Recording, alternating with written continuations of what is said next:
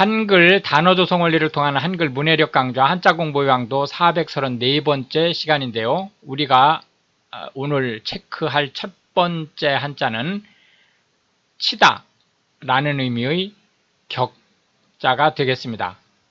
치다 라고 하는 것은 가격하다 라는 뜻과 함께 침략하다 라는 의미를 함께 지니고 있다. 이렇게 보시면 되겠습니다.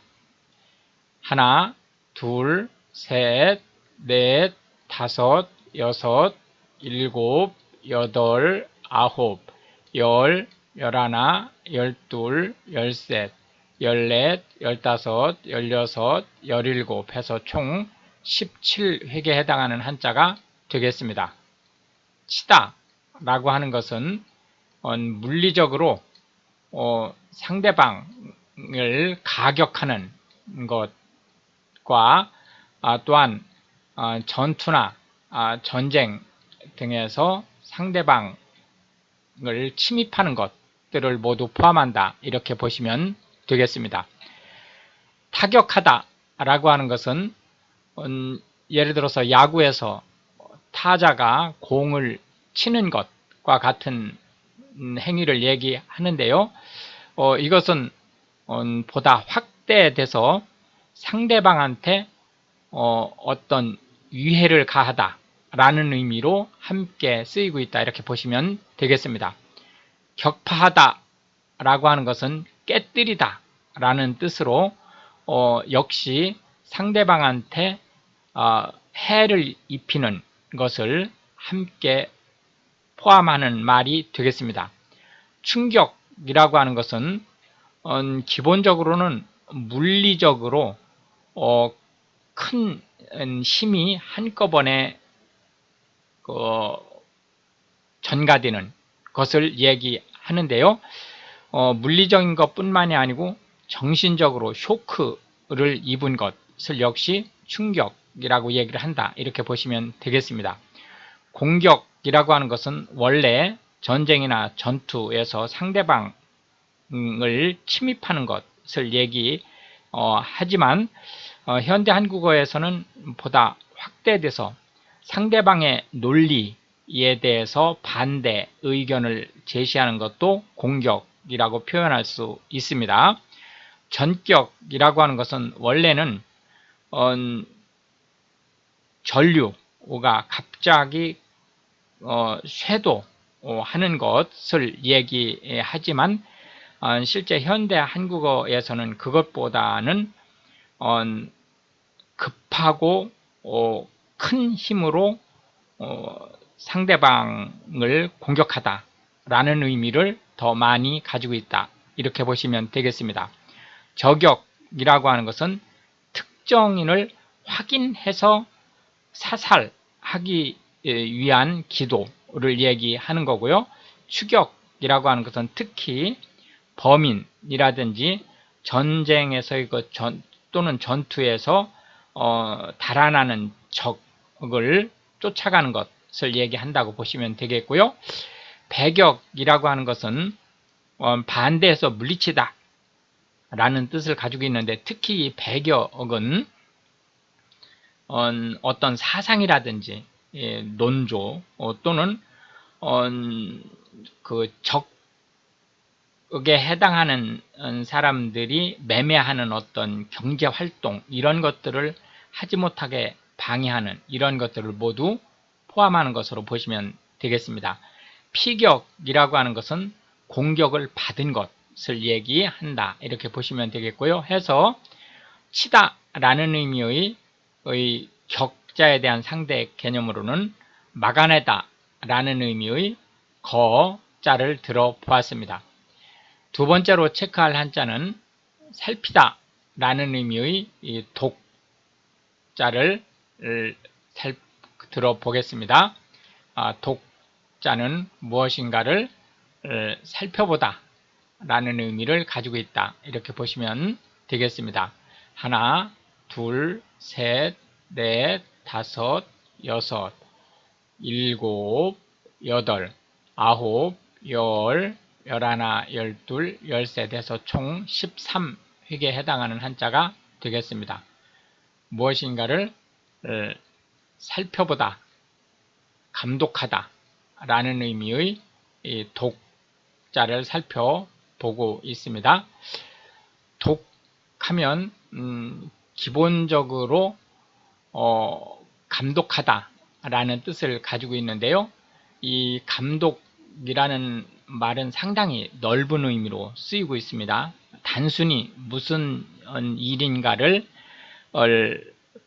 감찰하고 지휘하는 것부터 시작해서 특정 국가에서 다른 국가를 통제하기 위해서 사실상 지금으로 말하면 이제 대통령급에 해당하는 그 나라의 전체적인 통제권을 갖는 그런 임무를 띈 사람, 직위에 이르기까지 다양하게 쓸 수 있다, 이렇게 보시면 되겠습니다. 기독이라고 하는 것은 그리스도라는 말을 음을 따라서 쓴 말이 되겠고요. 기독교 하면 그리스도교를 얘기한다고 보시면 되겠습니다. 독려하다 라고 하는 것은 용기를 북돋다 또는 어떤 일을 하도록 유도하다 라는 뜻을, 독촉하다 라고 하는 것은 일을 빨리 진행할 수 있도록 채찍을 가하는 것을, 제독이라 하면 해군의 장군 또는 함대의 사령관을 얘기하는 말이 되겠습니다. 금융감독원이라고 하는 것은 현재 대한민국, 우리나라의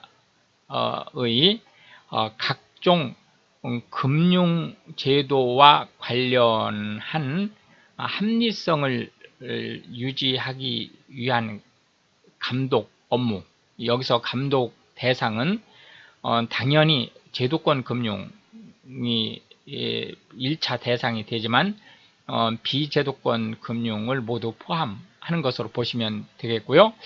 조선총독부는 일제가 조선, 지금으로 말하면 한국이죠. 조선의 전체적인 국가를 통제하기 위해서 설립했던 기관으로 보시면 되겠습니다. 해서 살피다 라는 의미의 독자에 대한 상대 개념으로는 방치하다 라는 의미의 식자를 살펴보았습니다. 마지막 세 번째로 체크할 한자는 록자가 되겠는데요. 기록하다 라는 의미를 가지고 있고요.